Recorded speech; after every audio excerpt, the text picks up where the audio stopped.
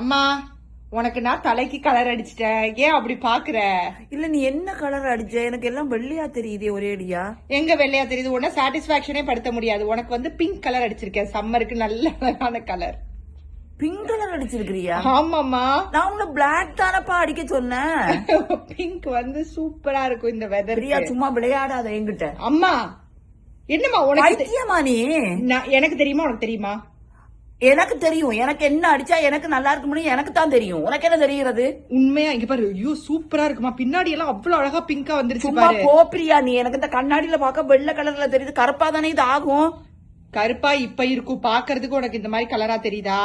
ஆனா கழுவுன உடனே எப்படி ஆகும்னா பிங்க் கலர்ல இருக்கும். Soft pink. பிங்க் கலர்ல மட்டும் இருந்ததுன்னா மொட்டை போட்டுருவோம் போய் பாப்பா. எனக்கு நான் இங்கேயே மொட்டை போட்டு சரி, போயிருவேன். உனக்கு வந்துட்டு எது நல்லா இருக்கும்னு எனக்கு தெரியுமா உனக்கு தெரியுமா? எனக்கு தான் தெரியும். எனக்கு பிளாக் தான்.